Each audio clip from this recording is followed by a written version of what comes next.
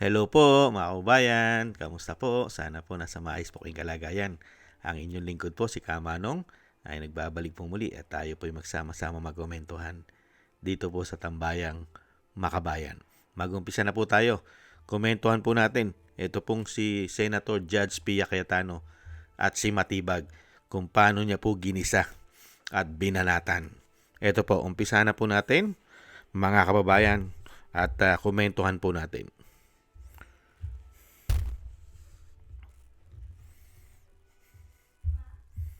Na kaya namin Noong May 13, you're recorded as saying, katunayan, nakiusap nga po ako kay John Consulta na puntahan kami dito sa Sequoia Hotel dahil meron po kaming planning mula po pa kaninang umaga, and you went on to say nandun ka with all the deputy directors, etc. Do you confirm? well, nakausap ko po si John Consulta. No, just confirm, sir. Did you say Yes, that I na talked nandun to- kayo sa Sequoia? Hindi, yun lang. Yung statement na Mahaba yun. po kasi yung statement nyo. I just pasensya need na. you to confirm, did you say that you were in Sequoia? Yes, I talked to... Thank you. To So John you are Consulta. confirming? Okay. Yes po. And then later on, dinagdag nyo, wala kami sa Senado, we are on stand down because that's the instructions. Did you also say that? Yes po. Thank you.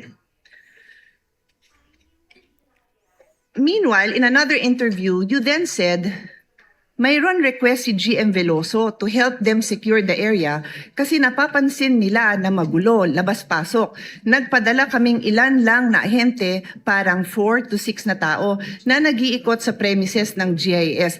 Hindi pumasok sa Senado. I am quoting Inquirer dated 13 May 2026. Did you say this? Yes, sa GSIS po. Okay, thank you. So, I asked now for the kind indulgence. May papa-flash lang ako. It's just a photo, dear colleagues, both parties. Paki-flash lang.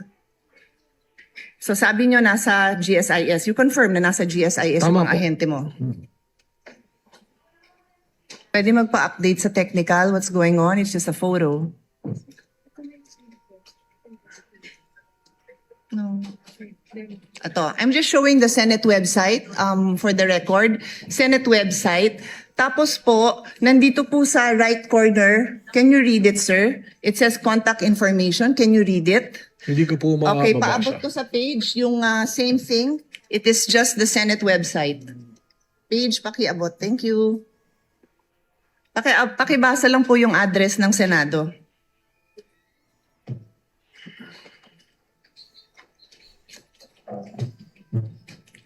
Contact information, GSIS Building, JW Jokno Building, Pasay City, 1300 Metro Manila, 632-8552. Okay na po yung phone number, no need.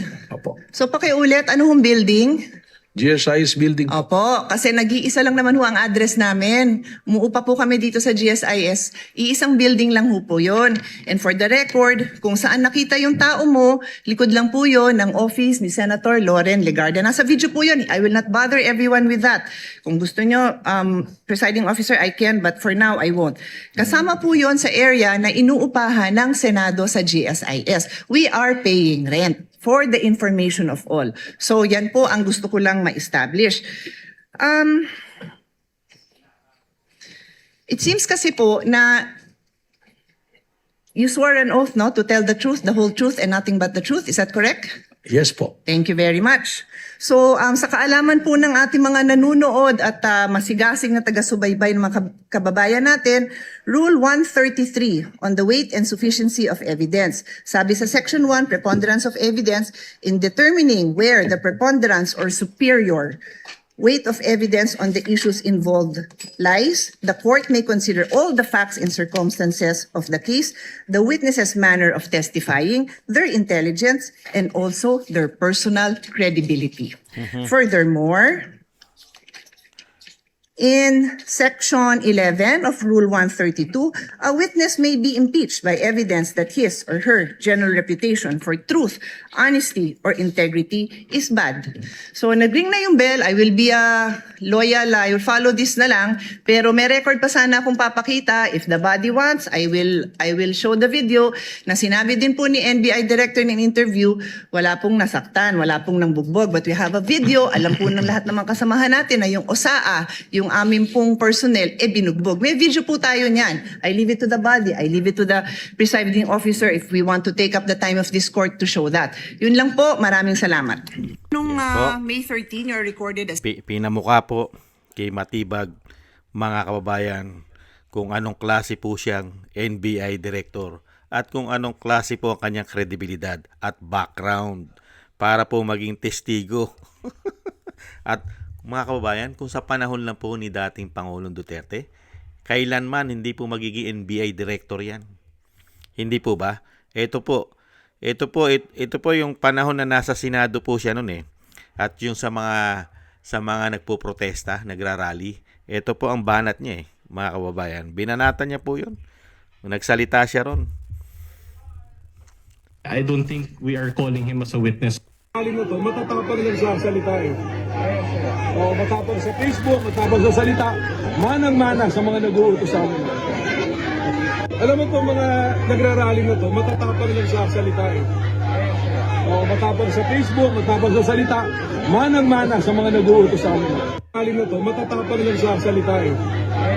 O, matapang sa Facebook, matapang sa salita, manang-mana sa mga nag-uutos sa amin. Nakita niyo po mga kababayan? Yung mga nagrarally daw po, matatapang lang daw po sa salita. Matapang sa Facebook, matapang sa social media, dahil nga po mga kababayan, doon daw sa nag-uutos sa kanya. Eto kaya mga kababayan, sino kaya nag-uutos dito para patayin yung isang reporter na si Mel Sabio? Sino kaya nag-uutos? Pakinggan po natin siya. Ubod ng tapang. Sa'yo lang kuman. Attorney, wala akong sinabing masama doon sa'yo. Bakit mo binopos? Ano mo lumang balita yun? Bakit anong meaning na anong gusto mong gawin? Ha? Attorney, Anong gusto mong palabasin? Nagpapasikap ka? hindi ba, attorney, Bakit mo pinost? si, Bakit mo pinost? attorney, si Jason nung nagpo-post tungkol kay Yusek Dave, Wala akong may, pakialam kay Jason. Putang ina mo, ikaw ang kinakausap ko. kaya nga, bakit mo ako mumurahin? Eh, putang ina kang gago May sinabi ba ako masama doon? Kayo ang nagbibigay ng mali siya. Kayo ang nagbibigay ng mali siya. Hindi nga ang sanda na ngayon. Bakit mo ako kailangan ano mo sa akin? Tayo, kung lalaki ka. Babae yung asawa ko eh. Buntis yung asawa ko. Kaya nga, attorney, dapat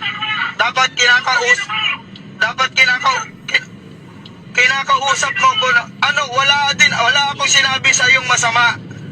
Wala kang sinabing masama. Babae yung asawa ko buntis. Kaya nga, ano po ba ang kasalanan ko? Sige, anong kasalanan? Push yung lumang balita. Anong gusto mong palabasin?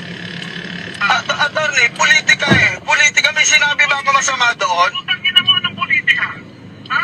Hindi, Hindi. Masyado kang nag-ano eh.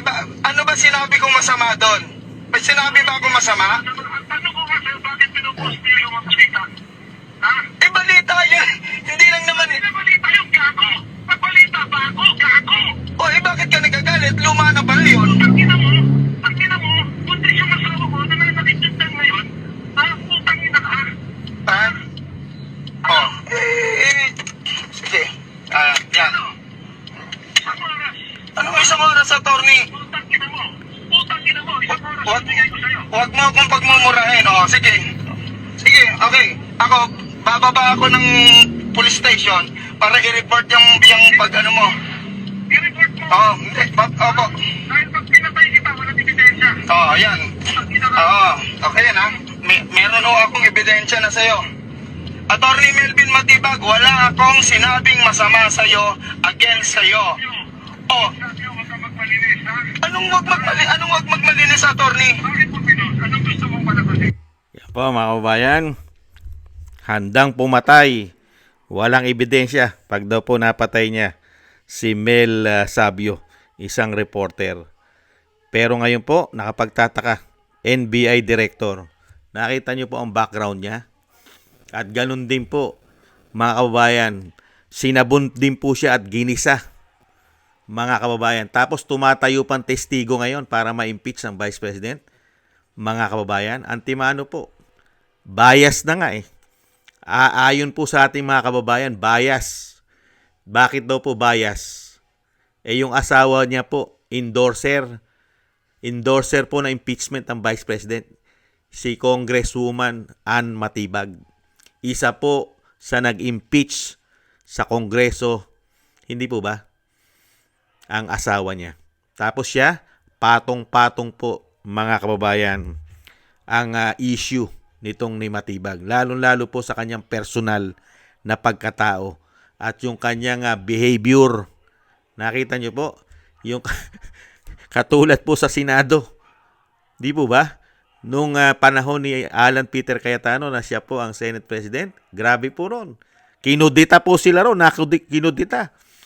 Pati po yung nagsisecure sa Senado, mga tauhan po ng Senado, binugbog ng NBI agent, mga tauhan niya. Pero yan, pinasinungalingan po niya yan. Hindi po ba? At hindi raw po sila pumasok sa Senado. Pero, nahandun po sila sa facility ng Senado. At nagbabakbak pa ng pinto.